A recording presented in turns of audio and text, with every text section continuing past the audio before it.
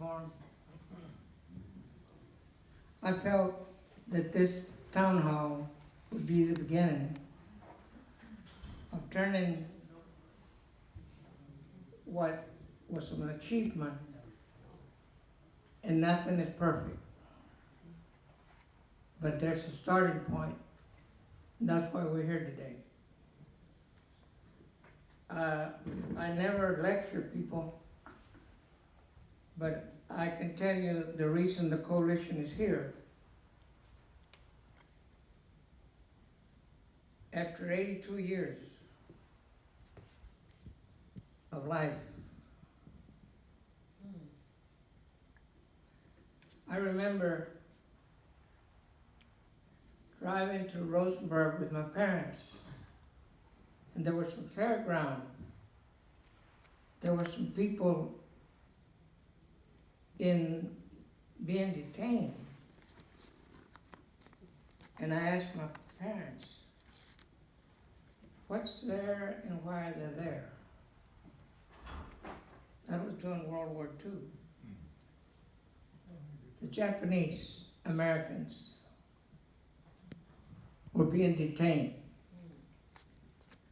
because Japan had attacked the United States. And I have experienced firsthand discrimination.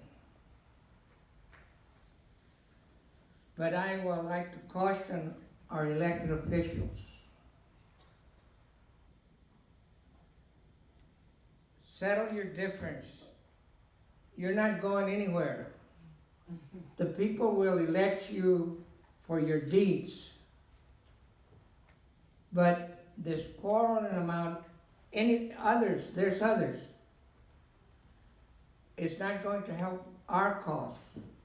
The reason that some of you are in office today is because of NAACP, LULAC, and other major organizations that made it possible for you to be in office today. We've been frustrated for years, but we can't take it among ourselves, because I can tell you very briefly, the coalition hears grieving parents. When somebody like the Jose Torres family have lost one that was thrown in the bayou after coming to the United States after serving in Vietnam. And we went through all kinds of tribulations. And now we hear from brown versus brown or black versus black crime. And I didn't want to ask this, but our Victim Rights Committee, is Susan here? Can you come here a minute? This is a good example. I want her to be brief. But between the police and the DAs and others, we've been able to hear the griefs on all sides. This young lady lost her sister. She's going to briefly tell you and let me tell you what, I'm not here to criticize the police. We have good men and women in law enforcement across the board that sacrifice their lives for us every day. And we have recognized them just like we have recognized other people. But let's contain our feelings. Let's deal with facts and figures, and let's deal with reality. The bail bond settlement is not perfect.